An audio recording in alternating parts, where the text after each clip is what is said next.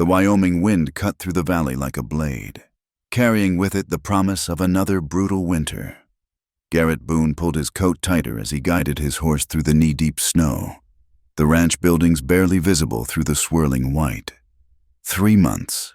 It had been 3 months since Mary passed, and the ache in his chest hadn't lessened one bit. He dismounted near the barn, his boots crunching in the fresh powder. Through the kitchen window, he could see Mrs. Henderson trying to coax Clara into eating her supper. The older woman had been kind enough to help since Mary's death, but she had her own family to tend to. He couldn't keep relying on the charity of neighbors. That's why he'd written the letter. That's why he'd sent for a mail-order bride. The thought still sat uneasy in his stomach. It felt like a betrayal to Mary's memory. But Clara needed a mother. The ranch needed a woman's touch. And he needed someone who could fill the echoing silence that threatened to swallow him whole. Meanwhile, 1,000 miles east in Pennsylvania, Ella Wakefield stood in the cramped parlor of her family's boarding house, holding a letter that would change everything. Her younger sister Miriam sat prettily on the worn sofa, golden curls catching the lamplight as she embroidered. "I won't go," Miriam said flatly, not looking up from her needlework. "I don't care what Papa promised. I'm not marrying some stranger in the wilderness." Their father had been gone 2 weeks now, buried in the pauper's cemetery after the fever took him. The debts he'd left behind would see them on the street before spring. "But Mr.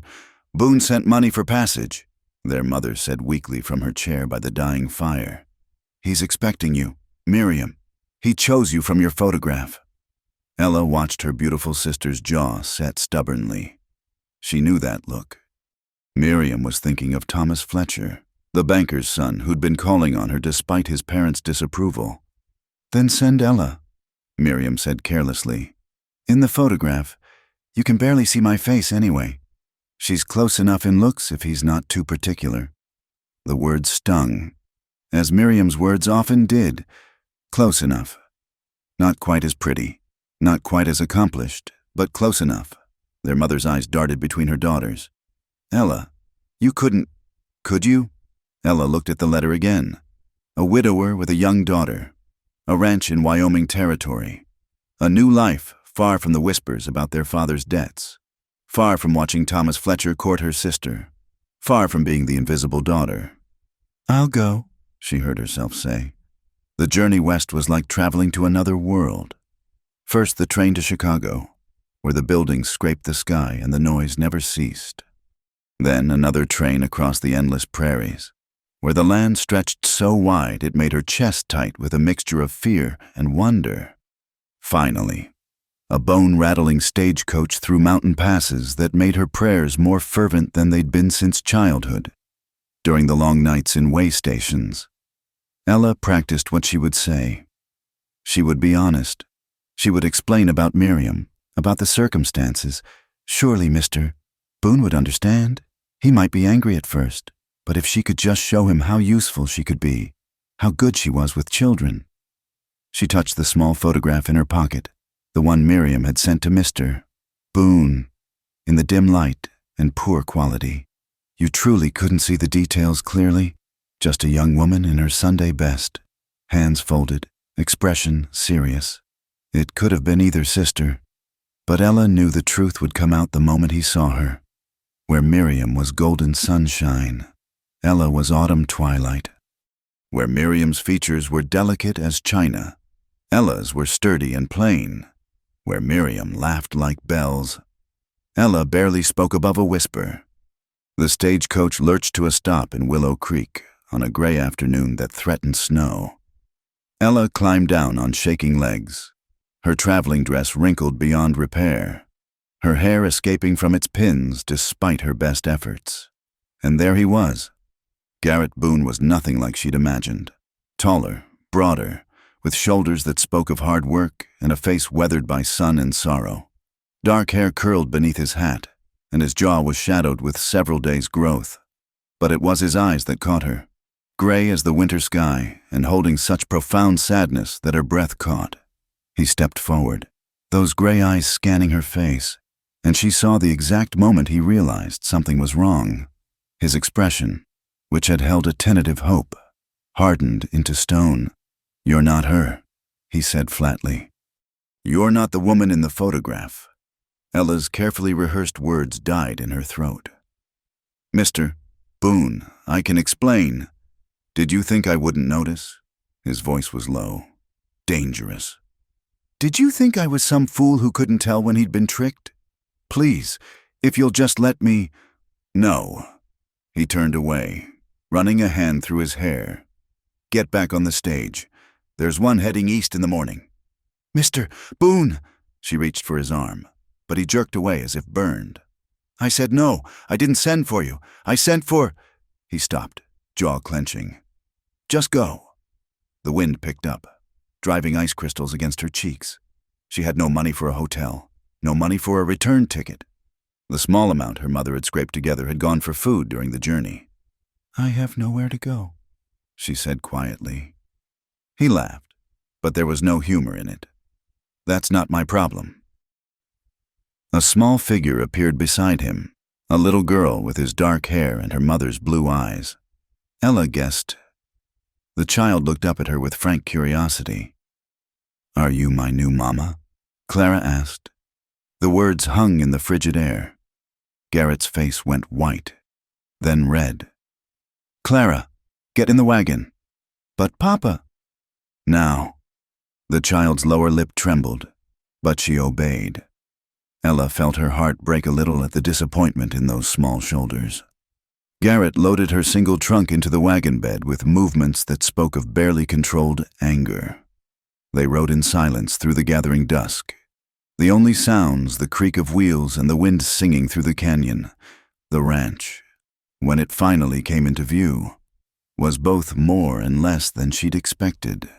The main house was sturdy and well built, 2 stories of good timber with real glass windows. But there was a loneliness to it, sitting there against the vastness of the mountains. No flowers in the yard, no curtains in the windows, no softness anywhere. As they pulled up, the first fat snowflakes began to fall. By the time Garrett had unhitched the horses, the wind was howling in earnest. "There's a room off the kitchen," he said without looking at her. "You can stay there tonight. The storm will pass by morning, and then you'll go." She followed him inside, Clara trailing behind. The house was as cold inside as out. The fire in the large hearth burned down to embers. Everything was clean but austere. Functional furniture, bare walls. Not a single touch that suggested a woman had ever lived here. But she had. Ella could see her in the carefully pieced quilt on Clara's bed, visible through an open door. In the blue willow dishes stacked neatly in the kitchen hutch. In the sampler on the wall that read, "Home is where love dwells," in painstaking cross-stitch. The room off the kitchen was little more than a storage space with a narrow cot. Crates and barrels lined the walls, and the single window was frosted with ice. Garrett set her trunk down with a thud. "There are blankets in that chest. Kitchen pump works if you need water." He paused in the doorway, not meeting her eyes. "Don't get comfortable. You'll be leaving as soon as this blows over." Then he was gone, the door closing with finality. Ella sank onto the cot, still wearing her coat, and listened to the storm build outside, somewhere in the house. She could hear Clara's piping voice asking questions and Garrett's gruff responses. She'd failed before she'd even had a chance to try. Failed Miriam, failed her mother, failed herself. And now she was trapped in a cold room in a strange house with a man who hated her, while outside the Wyoming winter raged as if it would never end. Ella pulled the thin blanket around her shoulders and did the only thing she could do. She prayed for the storm to last just a little longer, just long enough to find a way to make things right. The storm lasted 3 days. 3 days of howling wind and snow piling against the windows. 3 days of awkward silences and avoided glances. Ella woke before dawn each morning, her breath misting in the cold storage room, and set about making herself useful before Garrett could order her to leave. She found the kitchen well-stocked but neglected. The stove needed blacking, the floor needed scrubbing, and dust had settled on every surface like a thin shroud. She worked quietly, efficiently. the way she'd learned in her mother's boarding house, where complaining only meant more work. By the time Garrett emerged from his room that first morning, coffee was brewing and biscuits were rising in the oven. He stopped short in the doorway, taking in the swept floor and the fire crackling cheerfully in the stove. "I didn't ask you to do that," he said. "I don't like to be idle," Ella replied, not looking up from the eggs she was scrambling. He grunted and sat down at the table. Clara appeared moments later, rubbing sleep from her eyes, and brightened at the sight of breakfast. "Real biscuits," she exclaimed. "Mrs. Henderson only makes the hard ones." Ella set plates before them and retreated to the corner by the stove.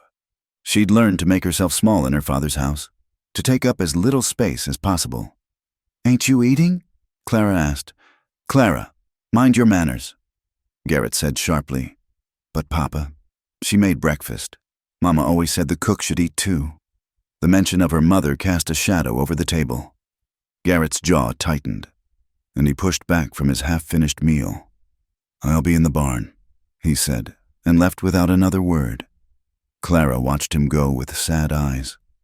"Papa's always leaving now," she said softly. "Ever since Mama went to heaven." Ella's heart ached for the child. She moved to the table and sat down carefully. "Would you like me to fix your hair after breakfast? It's gotten a bit tangled." The little girl nodded eagerly. "Mama used to braid it. Papa tries, but his fingers are too big." After breakfast, Ella sat Clara by the fire and worked through the tangles with patient fingers. The child chattered about her doll, about the horses, about how the snow looked like sugar. She was starved for female attention. That much was clear. "Can you teach me letters?" Clara asked suddenly. "Mama was going to when I got bigger, but—" "Of course," Ella said, her voice gentle. "We'll start this afternoon if your papa doesn't mind." But Garrett minded everything. He came in for the noon meal, saw Clara practicing her letters at the table with Ella guiding her hand, and his face darkened. "She doesn't need that yet," he said. "Papa, look, I can write my name." Clara held up her slate proudly. He barely glanced at it. "Put it away. You have chores." The child's face fell, but she obeyed. Ella began clearing the dishes, biting her tongue against the words she wanted to say. It wasn't her place. She was leaving as soon as the storm broke. That evening, she found a torn shirt in the mending basket and set to work by lamplight. Her neat stitches closed the rip until it was nearly invisible. She folded it and left it on the kitchen table, then found another piece that needed attention. Garrett discovered her there past midnight, squinting at a pair of Clara's stockings in the dim light. "What are you doing?" she startled, pricking her finger with the needle. "I couldn't sleep. Thought I might be useful." "Stop it," he said harshly. "Stop trying to worm your way in. You're not staying." "I'm not trying to." "Yes, you are." He grabbed the mending from her hands. "The cooking, the cleaning, playing with Clara. You think I can't see what you're doing?" Ella stood, anger flaring for the first time. "What I'm doing is trying to help. That child needs—" "Don't you dare tell me what my daughter needs." His voice was low, dangerous. "You don't know anything about us." "I know she's lonely. I know she misses her mother. I know you're so wrapped up in your own grief that you can't see hers." The words hung between them like a challenge. Garrett's face went white, and for a moment she thought he might strike her. Instead, he turned and walked out, leaving her shaking in the kitchen. The next morning, she found him trying to make breakfast. The biscuits were burning, and the coffee looked like mud. Clara sat at the table, swinging her legs and looking miserable. "Move," Ella said quietly. "I told you, the biscuits are burning." He stepped aside reluctantly, and she salvaged what she could. They ate in tense silence, Clara looking between them with worried eyes. That afternoon, while Garrett was checking on the stock, his horse came back to the barn, limping. Ella heard the commotion and ventured out, pulling her shawl tight against the cold. "What happened?" she called. Garrett was examining the horse's foreleg, his face grim. Stone bruise. Looks like... Damn it. I need him sound for tomorrow. Without thinking, Ella moved closer. My father kept horses. May I? He looked at her skeptically, but stepped back. She ran gentle hands down the horse's leg, feeling for heat and swelling. It's not too bad, she said. I can make a poultice that will help. My mother taught me. Your mother knew horse medicine? She knew a bit of everything. Had to, with 6 children and never enough money for a doctor. He watched as she worked, mixing herbs from the kitchen with warm water and bran. Her hands were steady and sure as she applied the poultice and wrapped the leg. Where'd you learn to handle horses like that? He asked grudgingly. I told you, my father kept them. I was the only one who wasn't afraid of them, so I helped. She didn't mention the long hours in the stable, hiding from her father's temper or Miriam's cruel words. The horses had been her only friends. That evening, as she prepared supper, she thought about her life back in Pennsylvania. By now, Miriam would have married Thomas Fletcher. Their mother would be settled in some small room, dependent on Miriam's charity. And Ella? Ella would have been the unwanted sister, the spinster aunt, forever in the way. Here, at least, she was useful. A crash from upstairs interrupted her thoughts. Clara's wail followed immediately. Ella ran up the stairs to find the child on the floor, clutching her arm. A broken water pitcher scattered around her. I was trying to wash like a big girl. Clara sobbed. Garrett appeared in the doorway. Clara, what did you... He stopped, taking in the scene. Ella was already kneeling beside the child, gently examining her arm. It's not broken, she said, just scared more than hurt. She helped Clara up, careful of the broken pottery. Let's get you cleaned up, sweetheart. She was so focused on the child that she didn't see Garrett's expression, the way his face softened as he watched her tend to his daughter with such natural maternal care. That night, Clara spiked a fever. It came on suddenly, turning her cheeks bright red and making her cry pitifully for her mama. Garrett paced the floor while Ella bathed the child's face with cool cloths. Should I ride for the doctor? He asked for the 3rd time. In this storm, you'd never make it. Ella felt Clara's forehead again. It's not too high yet. I've seen worse. What do you know about it? Fear made his voice sharp.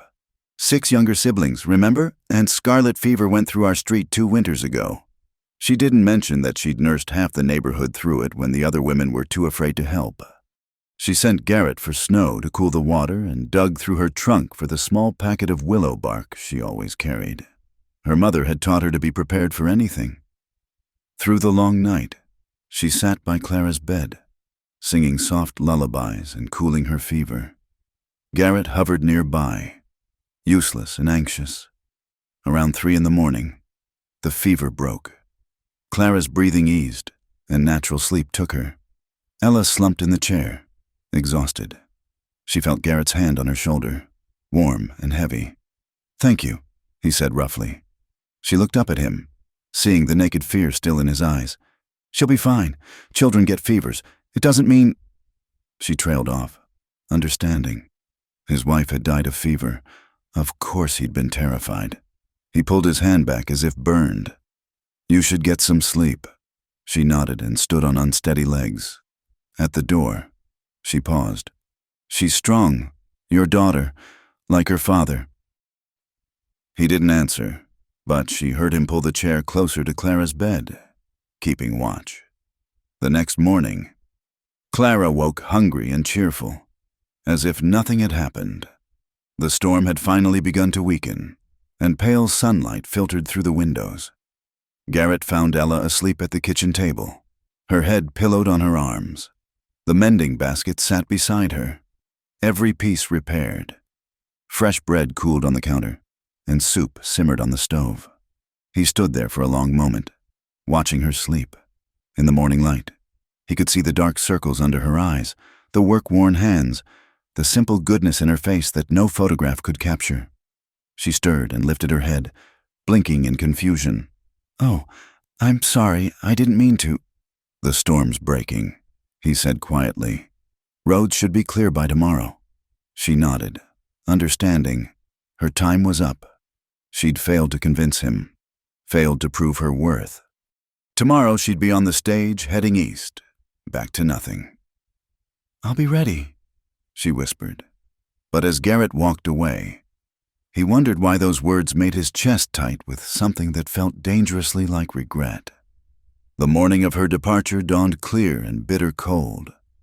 Ella packed her few belongings carefully, folding the worn dresses that had seemed adequate in Pennsylvania but were woefully thin for Wyoming winters.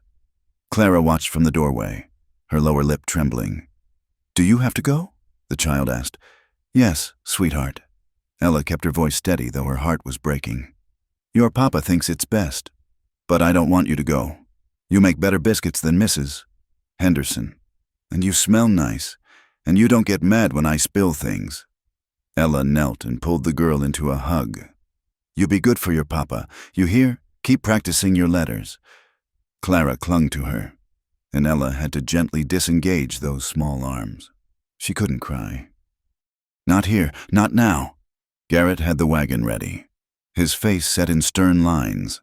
He'd barely spoken to her since announcing the roads were clear. She climbed up beside him, clutching her thin shawl, and didn't look back as they pulled away from the ranch. They were halfway to town when he finally spoke. "I'll pay for your passage home." "That's kind of you," she managed. "It's not kindness, it's what's right." His hands tightened on the reins. "You shouldn't have come here under false pretenses, but I shouldn't leave you stranded either." They lapsed back into silence. Ella watched the landscape roll by, the snow-covered plains, the distant mountains, the endless sky. It was beautiful in a way that made her chest ache. She'd never see anything like this in Pennsylvania. As they neared town, Garrett began noticing things he'd overlooked in his anger: the careful patches on her dress, the worn soles of her boots, the way she held herself so still, as if she'd learned not to take up space. When had he started watching her so closely? "Your sister," he said suddenly. "Why didn't she come?" Ella was quiet so long he thought she wouldn't answer. "She's in love with someone else, someone suitable. I couldn't let her throw that away. So you came instead. Someone had to, even though you knew I'd send you back?" She turned to look at him then, and he saw a flash of spirit in her brown eyes. "I hoped you'd give me a chance. I'm a hard worker, Mr. Boone. I know I'm not pretty like Miriam, but I can cook and clean and mend. I'm good with children and animals. I thought maybe that would be enough." "It's not about what you can do," he said roughly. "I chose your sister. I looked at that photograph and I chose her. You can't just substitute one person for another like changing horses." "No," she agreed quietly. "I suppose you can't." They reached town as the stage was loading. Garrett paid for her ticket and pressed the remaining money into her hand. "This should see you home." She looked at the bills, then back at him. "I don't have a home to go to." "That's not my problem." But the words lacked conviction now. The driver called for final boarding. Ella picked up her trunk and turned to go, then stopped. "Take care of Clara, and don't let her forget how to smile." She was climbing into the stage when they heard the commotion. A horse coming fast, someone shouting. Garrett turned to see his nearest neighbor, Jim Morrison, riding hard into town. "Garrett, thank God!" Jim pulled up in a cloud of snow. "Bears got into the Hendersons' place, killed 2 cows and spooked the horses bad. Tom Henderson's laid up with a broken leg from trying to chase him off." Garrett's blood ran cold. Mrs. Henderson watched Clara while he worked, with Tom injured. "Martha can't handle the place alone." Jim continued. "She's asking all the neighbors for help, but with winter setting in?" Garrett looked back at the stage. Ella was seated by the window, her face calm and resigned. Their eyes met through the glass. "Wait," he heard himself say. "Driver, hold up a minute." He strode to the stage and yanked open the door. "Get out." Ella's eyes widened. "I'm sorry." "Get out. Clara needs someone, just until I can make other arrangements." She didn't move. "You made yourself very clear. Mr. Boone, you don't want me there. I don't have a choice. Will you come or not?"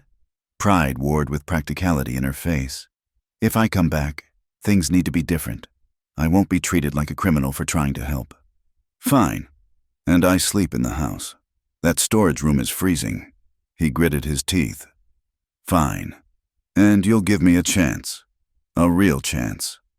The driver was getting impatient. Other passengers were muttering. Garrett reached in and grabbed her trunk, hauling it out. Are you coming or not? She climbed down with as much dignity as she could muster. I suppose I am. The ride back was even more awkward than the ride to town. Jim Morrison had ridden ahead to help the Hendersons, leaving them alone with their uncomfortable bargain. This doesn't change anything, Garrett said. It's just until spring, until I can find someone suitable. I understand. And you'll sleep in Mary's sewing room, not the bedroom. Of course. And don't think this means I trust you. You still lied. I never actually lied, she said mildly. You assumed I was Miriam. I just didn't correct you. He shot her a dark look. That's splitting hairs. Perhaps. Clara was overjoyed to see them return. She flew into Ella's arms, chattering about how she'd practiced her letters and fed the chickens all by herself. Garrett watched them together, something twisting in his chest. That evening, as Ella prepared supper, he found himself studying her again. She moved around the kitchen with quiet efficiency, every motion purposeful. She wasn't beautiful like Mary had been, all golden hair and laughing eyes, but there was something about her, a steadiness, a calm strength that drew him despite himself. Stop staring, she said without turning around. It makes me nervous. He startled. I was just thinking. About how to get rid of me? About why you really came. He leaned against the doorframe. It wasn't just about your sister, was it? She was quiet for a moment, stirring the pot on the stove. No, it wasn't. Then why? Does it matter? I'd like to know. She finally turned to face him. I wanted something of my own, a life that wasn't defined by being Miriam's plain sister or my father's disappointment. I thought maybe I could build something here. Foolish. I know. Not foolish, he said, surprising himself. Just misguided. Later that night, he heard her crying. The sewing room was next to Clara's, and the walls were thin. He stood in the hallway, hand raised to knock, then lowered it. What would he say? What comfort could he offer when he was the cause of her tears? He was turning away when he heard her words, muffled but clear. I shouldn't love him. I shouldn't love either of them. It will only hurt worse when I have to leave. Garrett froze. Love? How could she? They barely knew each other. He'd been nothing but harsh to her. And yet, he retreated to his own room. But sleep wouldn't come. He kept thinking about those words, about the way she looked at Clara, about the gentle competence of her hands on his horse's injury, about how the house already felt different with her in it, warmer, somehow, more alive. The next few days fell into an uneasy rhythm. Ella rose early to tend the fires and start breakfast. She worked through the daily chores without complaint, taught Clara her letters, mended clothes by lamplight. Garrett found himself watching for her small touches, a wildflower in a jar on the table, Clara's hair neatly braided, the smell of fresh bread filling the house. He began to notice other things too, how she hummed while she worked, how she bit her lip when concentrating, how she unconsciously touched Clara's head when passing by, how she always served herself last and smallest at meals. One evening, he came in from the barn to find her teaching Clara a clapping game. Their laughter filled the kitchen, and for a moment, just a moment, it felt like home again. Then Ella saw him, and the laughter faded, replaced by careful politeness. Supper's ready, she said. Papa, Miss Ella taught me a new game. Want to see? Maybe later. Sprite. Clara's face fell slightly, but she was getting used to his refusals. That should have made him feel better. It didn't. After Clara was in bed, he found Ella outside, standing by the barn and looking up at the stars. The night was crystal clear, the sky ablaze with more stars than anyone could count. It's so big, she said without turning. The sky here, in the city, you can barely see the stars. Mary used to say the same thing. The words slipped out before he could stop them. You must have loved her very much. I did. He moved to stand beside her, careful to keep distance between them. She was everything, sunshine and laughter and life. When she died, it was like all the color drained out of the world. I'm sorry. Are you? She looked at him then, her face serious in the moonlight. Of course I am. I wouldn't wish that pain on anyone, even someone who's been cruel to you. You haven't been cruel, protective, angry, hurt, but not cruel. They stood in silence for a moment, their breath misting in the cold air. I heard you, he said suddenly. The other night, crying. She stiffened. I apologize if I disturbed you. You said you shouldn't love us, even in the darkness. He could see her face flush. I had no right. I know that. Clara is so easy to love. And you... She stopped. And me? It doesn't matter. I'll be gone come spring. Without thinking, he reached out and touched her arm. Ella, she pulled away. Don't, please, don't be kind to me now. I can bear anything but that. She fled inside, leaving him standing in the cold, wondering when exactly his carefully ordered world had begun to shift beneath his feet. In the barn, a horse nickered softly. Overhead, the stars continued their eternal dance, indifferent to the small human dramas playing out below. Garrett remained outside for a long time, trying to understand the ache in his chest that had nothing to do with grief and everything to do with a woman who shouldn't have mattered but somehow did. The days that followed were filled with a careful dance of avoidance. Garrett threw himself into ranch work, leaving before dawn and returning after dark. Ella maintained the house with quiet efficiency, but the easy warmth she'd shown was replaced by polite distance. Only with Clara did she remain unchanged, patient, loving, gentle. A week passed before the fragile peace shattered. It started with a simple request. Clara wanted to build a snowman, and Ella was struggling to roll the heavy baseball while the child pushed ineffectively at a smaller one. Here, Garrett said, appearing beside them. Let me help. He hadn't meant to stop. He'd been heading to check the fence lines when Clara's delighted laughter drew him like a moth to flame. Now he found himself kneeling in the snow, showing his daughter how to pack it properly. Mama used to make snow angels. Clara said suddenly, Can you show me, Miss Ella? Ella glanced at Garrett uncertainly. I don't know if that's... Please. Clara's eyes were huge and pleading. Go ahead, Garrett heard himself say. He watched as Ella lay back in the snow, spreading her arms and legs wide. Clara immediately flopped down beside her, giggling as they made the sweeping motions. When they stood, two angels remained pressed in the white, one large, one small. Look, Papa, we're angels. Snow clung to Ella's dark hair, and her cheeks were pink with cold. She was laughing, really laughing, and something in Garrett's chest loosened painfully. You've got snow in your hair, he said, reaching out without thinking. His fingers brushed her cheek as he swept the snow away. She went very still, her laughter dying. Their eyes met and held, and the air between them seemed to crackle with possibility. Papa, I'm cold, Clara announced, breaking the spell. Let's get inside then, Ella said quickly, taking the child's hand. Hot cocoa for everyone. That evening, after Clara was asleep, Garrett found himself drawn to the kitchen where Ella sat mending by the fire. He poured 2 cups of coffee and set one before her. Thank you, she said, surprised. He sat across from her, watching her neat stitches. You're good with her? With Clara? She's easy to love. Not everyone thinks so. Mrs. Henderson says she's willful. A smile tugged at Ella's lips. She is, but that's not a bad thing in a girl. The world's hard enough without starting out meek. Is that experience talking? Perhaps.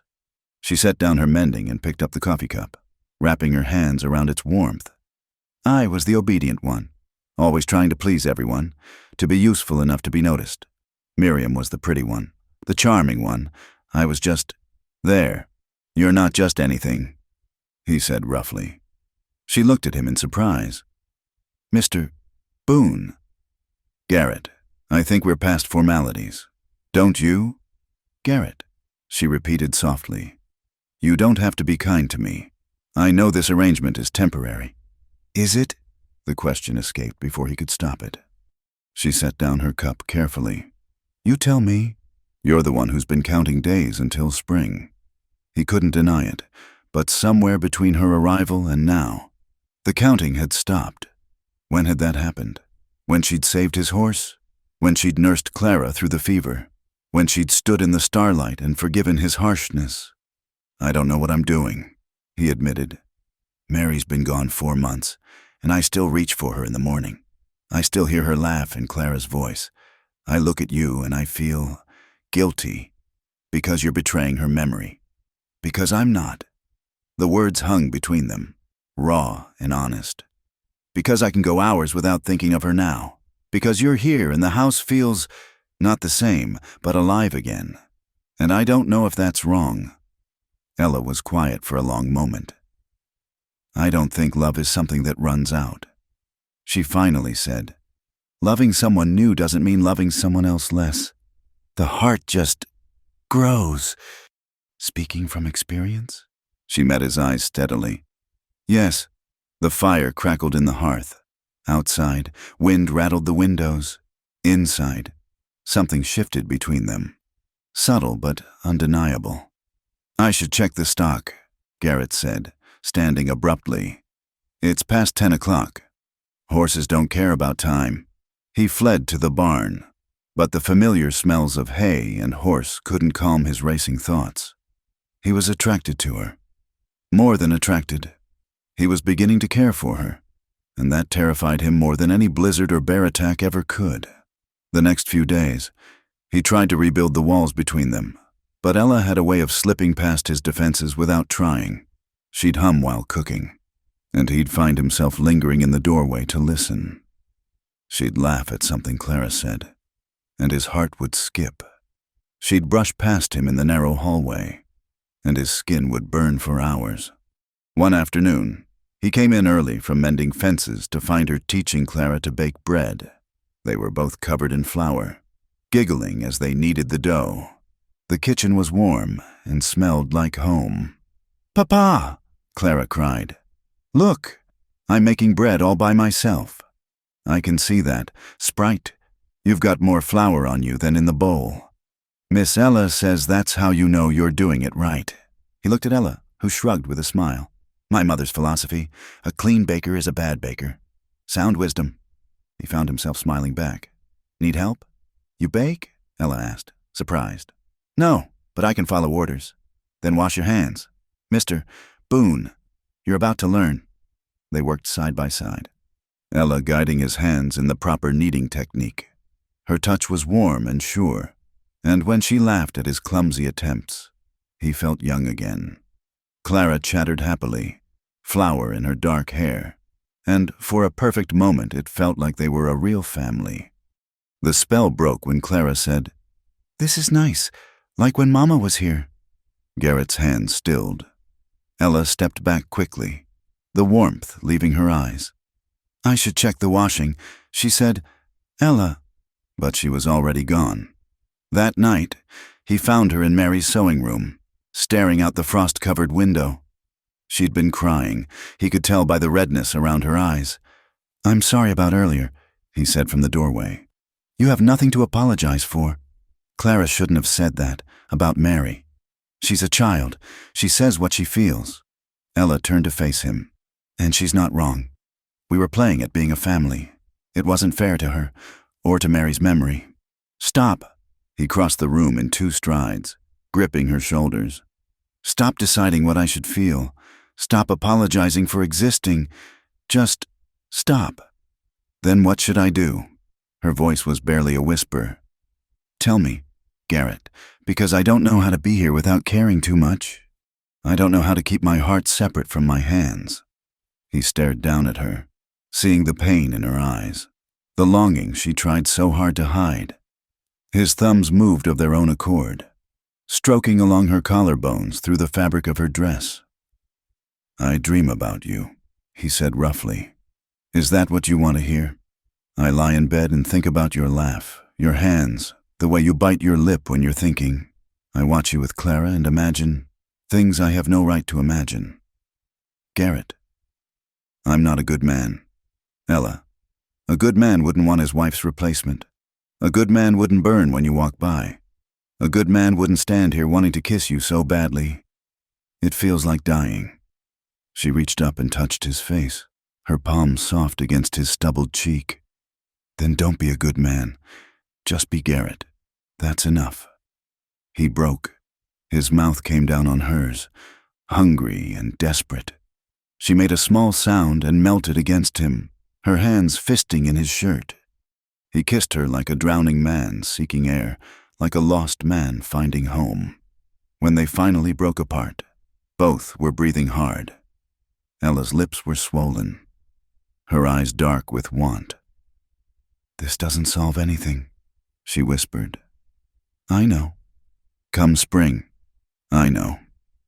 He rested his forehead against hers. "But spring's a long way off." She pulled back, studying his face. "I won't be your winter comfort. Garrett, I won't warm your bed only to be sent away when the snow melts. That's not what this is." "Then what is it?" He couldn't answer because he didn't know. All he knew was that kissing her felt right in a way nothing had felt right in months. That having her here made the house a home again. That watching her with Clara filled the empty spaces in his chest. "I need time," he said finally. "Can you give me that?" She nodded slowly. "Time I can give, but not forever. Garrett, I've spent my whole life waiting to be chosen. I won't wait much longer." She slipped from his grasp and left him standing in the sewing room, surrounded by the ghost of lavender perfume that wasn't hers and the lingering warmth of a kiss that was. Outside, snow began to fall again, soft and silent. Winter was far from over, but something had thawed between them, something that couldn't be frozen again. The question was whether it would bloom come spring or wither in the harsh light of day. Garrett stood by the window for a long time, watching the snow erase the world outside, wondering if it could erase his doubts as easily. The letter arrived on a gray Tuesday morning, delivered by young Tommy Morrison along with supplies from town. Ella recognized Miriam's flowery script immediately, and her hands trembled as she took it. "Bad news?" Garrett asked, noticing her pallor. "I don't know. It's from my sister." She tucked the letter into her apron pocket. "I'll read it later." But later seemed to never come. She went about her duties mechanically, the letter burning against her hip. It wasn't until evening, after Clara was asleep and Garrett had retreated to his study, that she finally sat by the kitchen fire and broke the seal. "Dearest Ella," it began, "I hope this letter finds you well. I have wonderful news. Thomas and I were married last month. His parents finally relented when they realized we would not be separated. We are deliriously happy." Ella skimmed through descriptions of the wedding, the house Thomas had bought, the parties they attended. Then her eyes caught on a paragraph that made her blood run cold. "I must confess, I feel terrible about the deception we played on Mr. Boone. Thomas says I should write to him directly and apologize. Explain that it was you who traveled west in my place. He believes honesty is paramount in all things. What do you think, dear sister? Should I clear the air? It seems only right that Mr. Boone know the truth about whom he's harboring under his roof." The letter slipped from her numb fingers. Miriam hadn't written to Garrett yet, but she would. It was only a matter of time before he learned the full extent of the deception, told in Miriam's carelessly cruel way. "You look like you've seen a ghost." She startled to find Garrett in the doorway, concern creasing his brow. She couldn't form words. He crossed to her, kneeling beside her chair. "What is it? What's wrong?" She handed him the letter wordlessly, watched his face as he read, saw the moment understanding dawned. His jaw tightened, and something shuddered in his eyes. "So," he said quietly, "she's married." "Yes, And she wants to tell me the truth. About you. It seems so. He was quiet for a long moment, staring into the fire.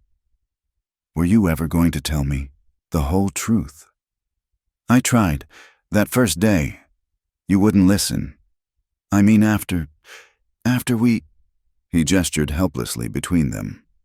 Would it have made a difference? Would knowing I came here deliberately, not as a substitute but as myself, have changed how you saw me? He stood abruptly, pacing to the window. I don't know. Maybe it feels like everything between us has been built on a lie. Not everything, she said softly. Not the way I care for Clara, not the work I've done, not... She stopped, unable to voice what had grown between them. Not what, Ella? Not the kisses? Not the pretty words? He turned to face her, anger and hurt warring in his expression. How do I know any of it was real? The accusation hit her like a physical blow. How can you ask that? Have I not shown you every day who I am? Have I not proven my worth through my actions? You've proven you're a good actress. Stop it. She stood, her own anger rising. You want to paint me as the villain because it's easier than admitting you have feelings for someone who isn't Mary. Well, I won't play that role for you. Garrett. I've been nothing but honest in my affections. Honest? You came here under false pretenses. I came here because I had nowhere else to go, because my family decided I was expendable, the spare daughter who could be sent away to salvage Miriam's happiness. I came here hoping for a chance at a life of my own. Is that such a terrible crime? They stood facing each other, both breathing hard. In the silence, a log shifted in the fire, sending up a shower of sparks. I need some air, Garrett said finally. He grabbed his coat and left, the door closing behind him with awful finality.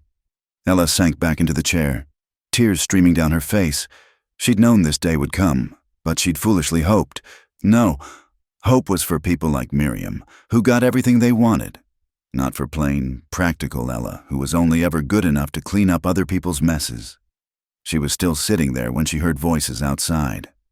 Garrett's and others, the Hendersons. At this hour? She wiped her face hastily and went to the window. A wagon sat in the yard. Tom Henderson on the seat despite his splinted leg. His wife Martha stood talking urgently to Garrett, gesturing toward the house. Other neighbors were gathering, the Morrisons, the Clarks, even old Mr. Vogel from the far valley. The door burst open, and Garrett strode in, his face grim. Get Clara, now! What's happening? Just get her, dress her warmly.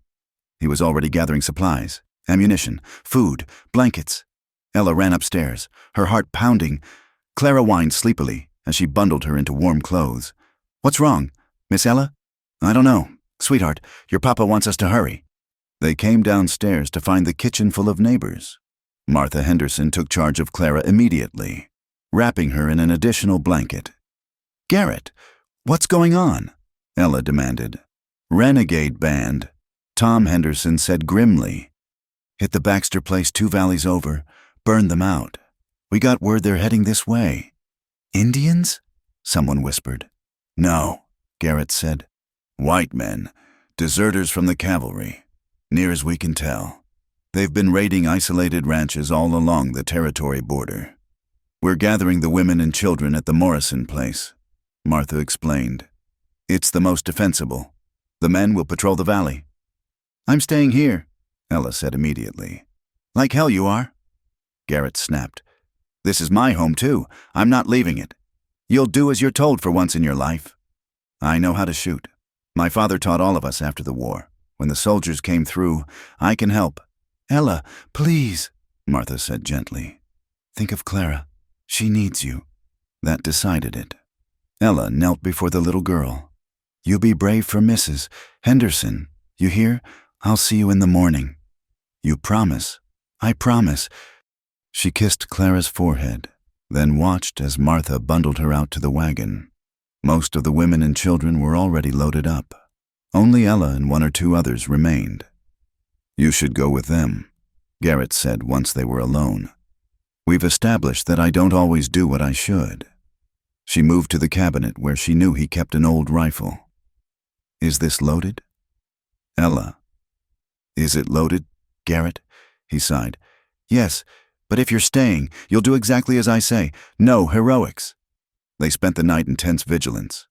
Garrett positioned her at an upstairs window while he patrolled the grounds with several other men.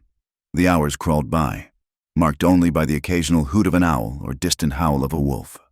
Just before dawn, when the sky was lightening to gray, she saw movement by the barn, dark shapes, creeping through the shadows. Garrett, she called softly out the window. By the barn! Gunfire erupted suddenly, shattering the pre-dawn quiet. Ella saw muzzle flashes, heard men shouting.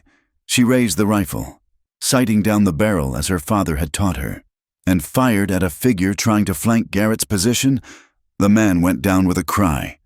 Another took his place, and she fired again, the rifle bucking against her shoulder. It was over in minutes, though it felt like hours. When the smoke cleared, 3 men lay dead or wounded, and the rest had fled on horseback.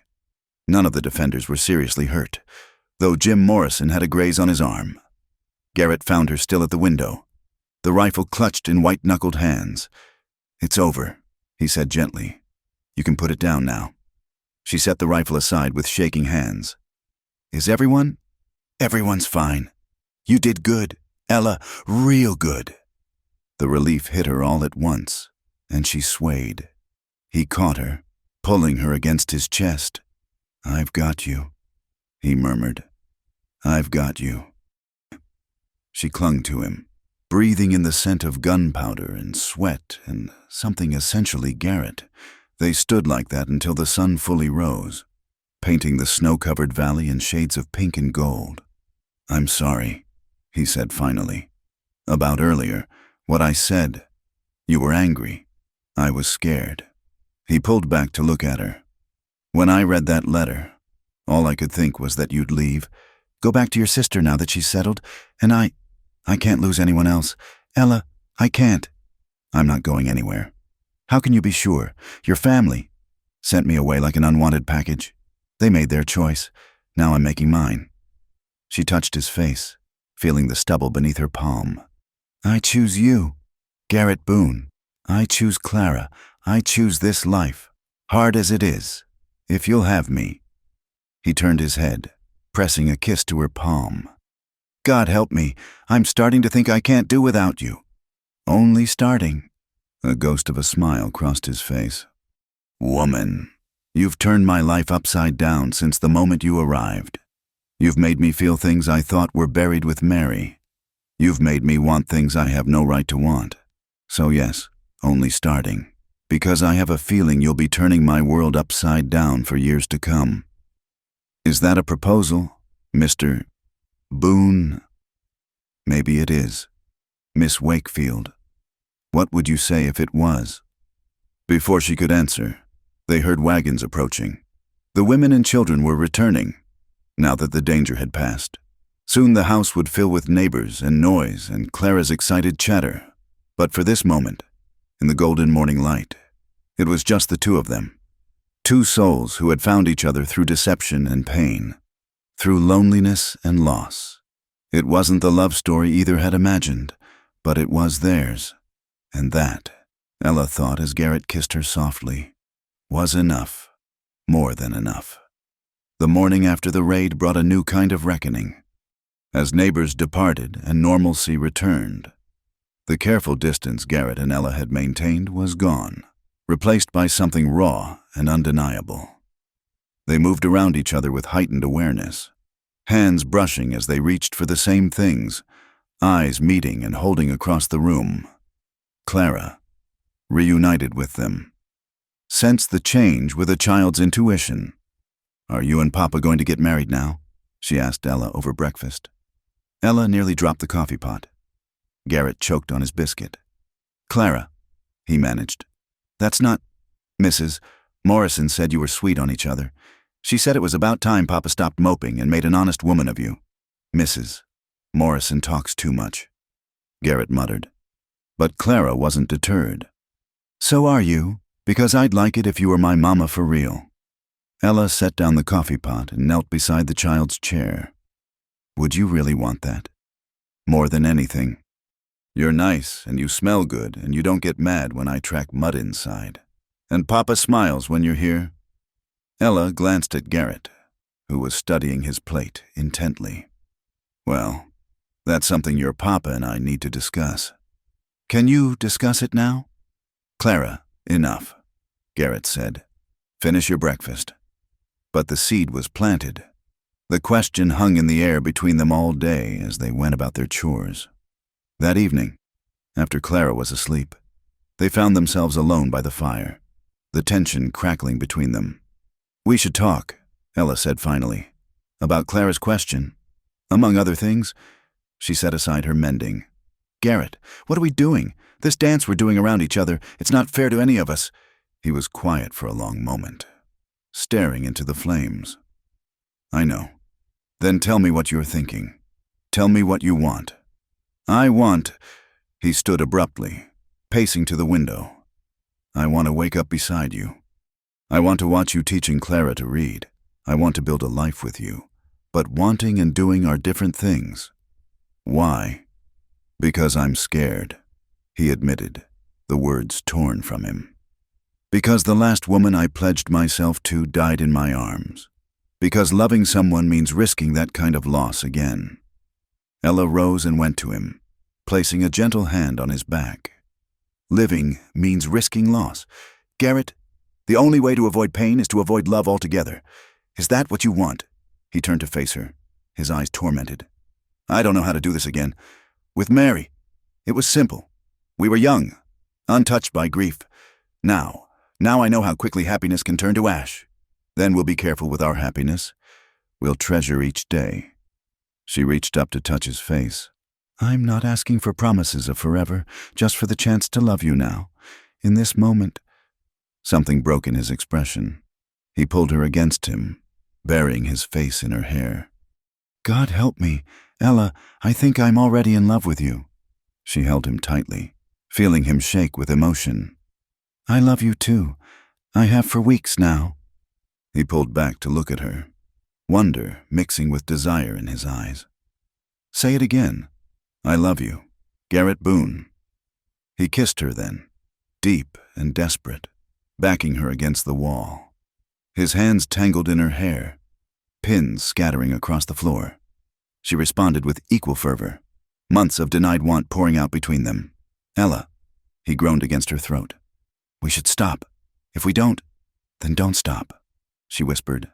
I'm not a blushing maiden. Garrett, I know what I want. He pulled back to search her face. Are you sure? For answer, she took his hand and led him toward the stairs. At the door to the main bedroom, the room that had been his and Mary's, he hesitated. We can use the sewing room, Ella said softly, understanding. No. He squared his shoulders. No more ghosts between us. Inside the room, moonlight streamed through the windows, painting everything in silver. Garrett lit a lamp with shaking hands, casting warm gold over the simple furnishings. Not since Mary, he said awkwardly. We'll go slow. Ella promised, already working at the buttons of his shirt. What followed was tender and fumbling, passionate and sweet by turns. They learned each other's bodies with careful hands and soft sighs, writing a new story over the old memories that haunted the room. When they came together at last, Ella bit her lip to keep from crying out, overwhelmed by the intensity of finally being one with this man she loved. Afterward, they lay entwined, sweat cooling on their skin. Garrett traced lazy patterns on her bare shoulder, marveling at the turn his life had taken. I never expected this, he murmured. When I wrote that advertisement, I thought I was looking for a housekeeper, a mother for Clara. I never imagined that you'd get a sharp-tongued spinster who can't follow orders. He chuckled, the sound rumbling through his chest. That I'd get you, exactly you, just as you are. Even though I came here under false pretenses. Especially because of that. He tilted her chin up to look at him. If Miriam had come, I'd have married her out of duty. It would have been a cold, practical arrangement. But you woke something in me I thought was dead. You woke something in me too, she admitted. For the first time in my life, I feel like I'm where I belong. They made love again as dawn broke. Slower this time, savoring each touch and taste. When Clara's voice called from down the hall, they broke apart reluctantly. I should go to her, Ella said, reaching for her scattered clothes. Wait, Garrett caught her hand. Move your things in here. Today, I want to wake up beside you every morning. What will people say? Let them say what they want. We'll be married as soon as I can arrange it. He paused. That is, will you marry me? Ella Wakefield? She laughed, joy bubbling up from deep inside. Yes, of course I'll marry you. Miss Ella? Clara's voice was closer now. Are you in Papa's room? They scrambled for clothes as the door opened. Clara stood there, taking in the scene with wise eyes.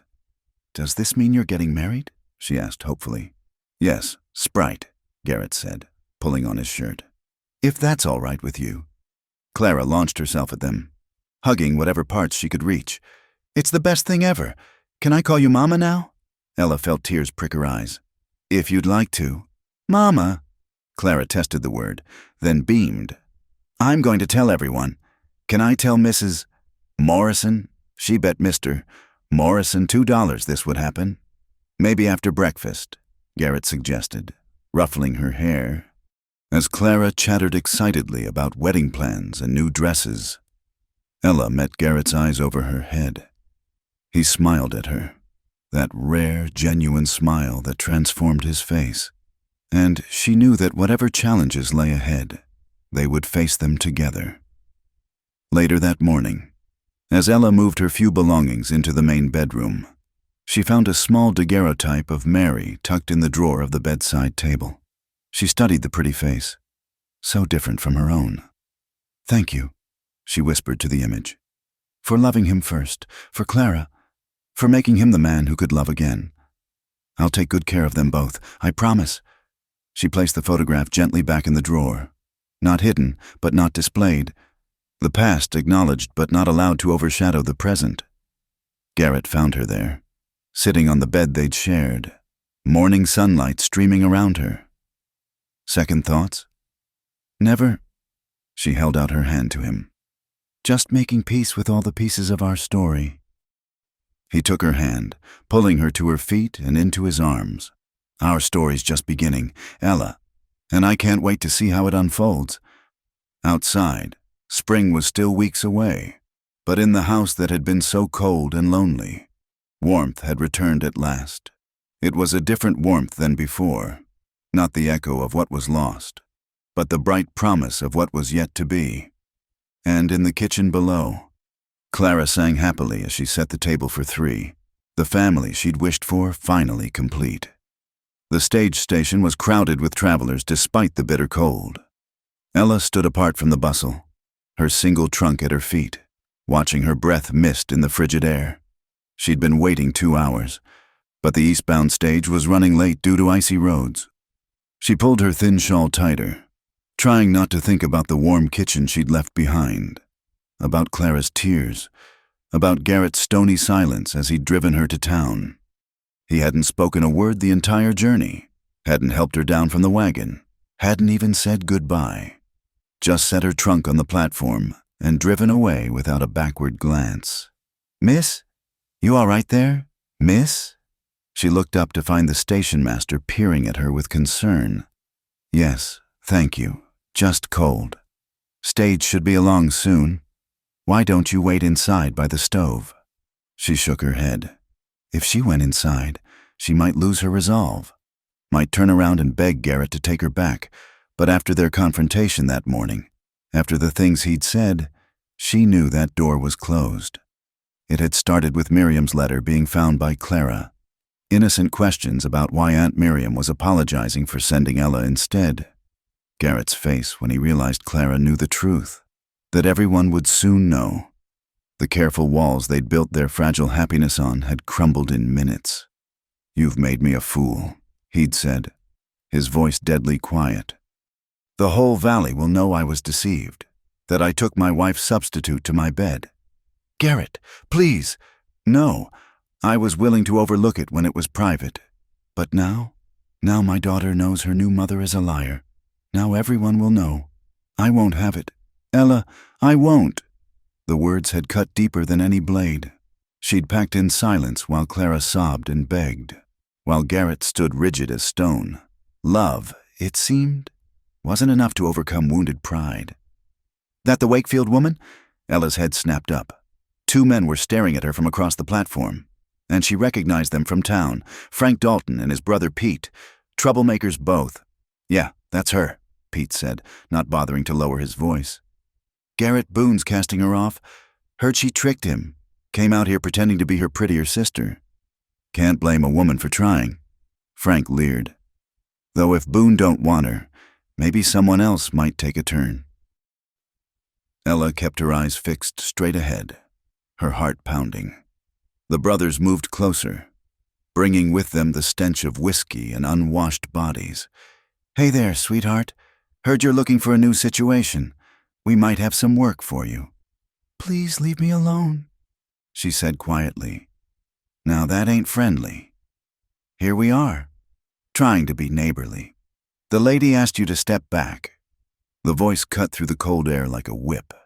Ella's heart stopped, then resumed at double speed. Garrett stood behind the Dalton brothers, his hand resting casually on his gun belt. "This ain't your business, Boone," Frank said, though he took a step back. "You threw her out, remember? What I remember is none of your concern. But I'll tell you what is my concern. Men who hassle women traveling alone. Now move along before I decide to take offense." The brothers exchanged glances, weighing their chances. Something in Garrett's eyes must have decided them, because they muttered curses and slouched away. Garrett watched them go, then turned to Ella. "Are you hurt?" "No." Her voice came out as a whisper. "What are you doing here?" "Being a damn fool, apparently." He took off his coat and wrapped it around her shoulders, ignoring her protests. "You're half frozen. The stage will be here soon." "No, it won't. Bridge washed out 10 miles east. No stage is running until they fix it. Could be a week, maybe more." Ella closed her eyes, despair washing over her. A week. She didn't have money for a week's lodging, and the Dalton brothers had made it clear what kind of reception she'd get in town. "Come on," Garrett said gruffly. "Can't leave you here to freeze. I'm not going back to be your charity case. Woman, will you for once in your life stop being stubborn?" He ran a hand through his hair in frustration. I'm trying to..." "To what, Garrett? To absolve your conscience? To make sure poor, pitiful Ella doesn't starve before she can leave properly? To apologize," the words exploded from him. "To tell you I'm a jackass who let pride speak instead of sense. To beg you to come home where you belong." She stared at him, afraid to hope. "You sent me away. You said, I know what I said, and I've regretted every word for the past 3 hours." He stepped closer, his eyes intense. "Clara hasn't stopped crying. Won't eat, won't speak to me, just sits at the window watching for you. And You what?" "I got halfway home before I realized what I'd done, before I understood that I'd just thrown away the best thing that ever happened to me because I was afraid of what people might say." He laughed bitterly. "Mary would have boxed my ears for being such a fool." "Don't," Ella said softly. "Don't invoke her memory now." "Why not? She's part of this, part of us." He reached out, cupping her cold face in his warm hands. "I loved Mary with a young man's heart, all fire and certainty. But you, God, Ella, you've taught me that a man can love twice, differently but just as deep, maybe deeper. Because now I know how precious it is, how easily it can be lost." "You hurt me," she whispered. "The things you said. I know, and I'll spend the rest of my life making up for it if you'll let me." He pulled her against him, and she didn't resist. "Please, Ella, come home, marry me. Not because Clara needs a mother or because the ranch needs a woman's touch, but because I need you. Because I love you so much it feels like I'm dying standing here watching you leave." She pulled back to see his face, finding tears in his eyes that matched her own. What about the scandal? What about what people will say? Let them say what they want. I've got the woman I love and a daughter who adores her. That's worth more than all the good opinions in Wyoming. You really mean it? Every word. He kissed her forehead, her cheeks, tasting the salt of her tears. I choose you, Ella Wakefield, not your sister, not some idea of what I thought I wanted. You, the woman who stood up to me, who healed my daughter, who brought life back to my dead heart. You. A sob escaped her, and she buried her face in his chest. I love you too, even when you're being a stubborn, prideful fool. Especially then, he corrected, and she laughed wetly. Will you come home? Will you marry me as soon as we can manage it? Yes. She pulled back to look at him. But Garrett, if you ever again, I won't. I swear it. He sealed the promise with a kiss that drew shocked gasps from the other travelers. Now let's go home before Clara decides to run away and find you herself. She was saddling her pony when I left. He loaded her trunk back onto the wagon, then lifted her up as if she weighed nothing. This time she sat pressed against his side, his arm around her shoulders. I really am sorry, he said as they drove through the snowy streets. When I saw how upset Clara was, when I thought about the house without you, I know. She laced her fingers with his. We both have our scars. Garrett, mine from being unwanted, yours from loss, but maybe together we can heal them. Together, he agreed, pressing a kiss to her hair. When they pulled up to the ranch, Clara burst from the house like a small whirlwind, not even wearing a coat. Mama, you came back. I knew you would. I told Papa you loved us too much to really leave. Ella caught the child as she launched herself at the wagon. Of course I came back, sweetheart. This is my home. Forever and ever? Forever and ever, Garrett confirmed, lifting them both down. Now inside before you catch your death. We have a wedding to plan. Clara squealed with delight and ran ahead, already chattering about flowers and dresses. Garrett and Ella followed more slowly, hands clasped. Thank you, Ella said softly, for coming after me. Thank you for being worth coming after. He stopped her at the door, framing her face with his hands. I meant what I said. Ella, every word. You're not second choice or a substitute. You're everything. She kissed him softly, tasting promise and forgiveness and a love hard won. And you're mine, stubborn pride and all. They went inside together, into the warmth and light of home. The past would always be with them. Mary's memory, the deception that brought them together, the pain they'd caused each other. But the future stretched ahead, bright with possibility. And in the kitchen, as Clara danced around them singing about weddings, Garrett pulled Ella close and whispered, No more tears alone, Ella Wakefield. From now on, if you cry, I'll be right there beside you. Promise? Promise. It was a promise he would keep for the rest of their days. Spring arrived like a blessing, melting the snow from the mountains and painting the valley in shades of green and gold. The ranch bustled with new life calves in the pasture, chicks in the yard, and the garden Ella had planned all winter finally taking shape. Their wedding day dawned clear and perfect. The small church in town was filled to bursting with neighbors who'd come to witness Garrett Boone take his second bride.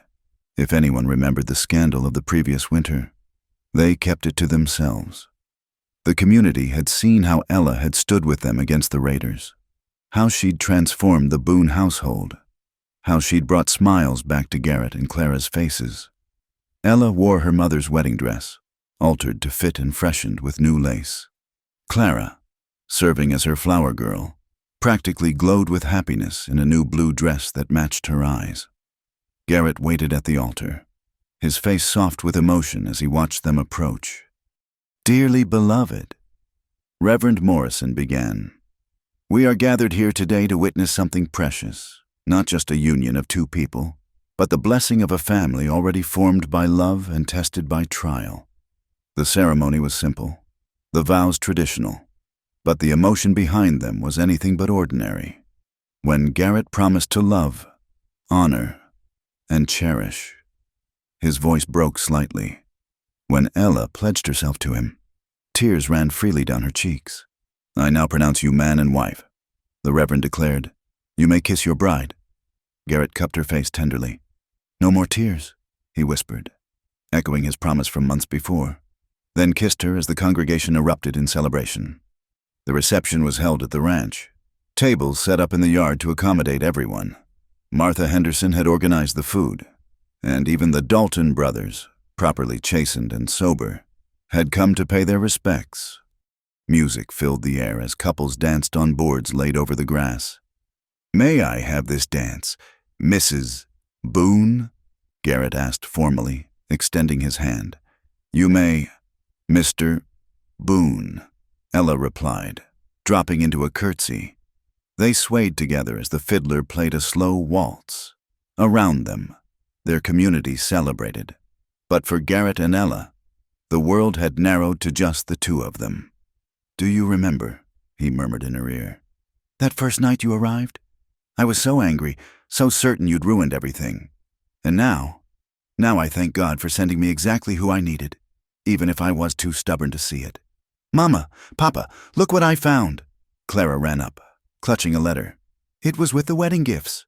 Ella recognized the handwriting immediately. Miriam's. Her stomach clenched, remembering the pain the last letter had caused. But Garrett's hand was steady on her back as she opened it. "Dearest Ella," it read, **. I hope this letter finds you on your wedding day, as Mrs. Henderson was kind enough to inform me of the date. I want you to know how sorry I am for my thoughtlessness. Thomas helped me see how cruel I was to send you away, how selfish to think only of my own happiness. But perhaps it was meant to be. You were always the stronger one, the braver one. I see that now. You went west and found love, while I stayed safe in the familiar. I'm proud of you. Sister, give Mr. Boone my regards, and tell him he's the luckiest man in Wyoming. Your loving sister, Miriam P. S. Thomas and I are expecting our first child. Perhaps someday we can visit and our children can play together." Ella passed the letter to Garrett, who read it with raised eyebrows. "Well," he said finally, "that's unexpected." "She means well," Ella said. "She always does, in her way. Are you happy she wrote?" Ella considered. "I think so. It closes that chapter properly." She looked up at him. "But I'm more interested in the chapters we're writing together." The party continued late into the evening. As the sun set behind the mountains, painting the sky in brilliant oranges and purples, Garrett found Ella standing by the garden gate, one hand resting on her still flat stomach. "Tired?" he asked, wrapping his arms around her from behind. "A little. Happy tired." She leaned back against him. "I was just thinking about next spring." "What about it?" She took his hand and placed it over hers on her belly. "I thought Clara might like a little brother or sister to help with the garden." He went very still. "Ella, are you?" "About 2 months along. I think I wanted to wait until today to tell you. A wedding gift." He turned her to face him, his eyes bright with wonder. "A baby." "A baby," she confirmed, laughing as he lifted her and spun her around. "Garrett, people will see." "Let them see. Let the whole world see how happy you've made me." He set her down gently, his hand returning to her stomach. "A baby, our baby." "I hope it's all right. I know it's soon. And with the ranch work, it's perfect. You're perfect." He kissed her deeply, then dropped to his knees right there in the garden. "Hello, little one. I'm your papa. I promise to love you and protect you and teach you to ride before you can properly walk, much to your mama's dismay." "Garrett," Ella laughed, tugging at him. "Get up, you fool." "Everyone's watching." "Let them watch," he repeated, pressing a kiss to her stomach before rising. "I want everyone to know how blessed I am." They returned to the party hand in hand, and when Garrett announced their news, the celebration reached new heights. Clara danced around them, already making plans to teach the baby everything she knew. As the evening wound down and guests began departing, Ella found a quiet moment to step away. She walked to the small cemetery on the hill behind the house, where a simple stone marked Mary Boone's grave. Kneeling, she placed her wedding bouquet against the marker. "I'll take care of them," she whispered. "All of them. I promise." A warm breeze stirred her hair, carrying the scent of spring flowers and new beginnings. When she returned to the house, she found Garrett on the porch, Clara asleep in his arms. "Ready to go in, Mrs. Boone?" "Ready," she confirmed, taking his free hand. They went inside together, a family complete. The house that had once echoed with loneliness now rang with laughter and love. In the months and years to come, it would shelter them through storms and sunshine, through the arrival of little Thomas Garrett Boone and his sister Mary Ellen, through all the joys and sorrows that make a life. But tonight, on this perfect spring evening, they simply held each other close and marveled at the journey that had brought them here. From a desperate advertisement and a deception born of necessity, love had grown like the wildflowers that dotted the Wyoming mountains, hardy, beautiful, and impossible to uproot once established. "I love you," Garrett whispered in the darkness of their bedroom. "My unexpected, perfect love. And I love you," Ella replied, safe in his arms at last. "My stubborn, wonderful cowboy." Outside, the stars wheeled overhead in their eternal dance, and the wind sang through the valley, carrying with it the promise of all the tomorrows yet to come. And in the house on the hill, no one cried alone anymore. They had each other, and that was more than enough. It was everything. Thank you for listening to this tale of love found in the most unexpected places. If you're enjoying these Wild West love stories, I'd love to know where in the world you're listening from. Drop a comment below and let's connect. Don't forget to subscribe to Wild West Campfire for more stories of romance, adventure, and redemption in the American frontier. What did you think of Ella and Garrett's journey? Share your thoughts in the comments. I read every one.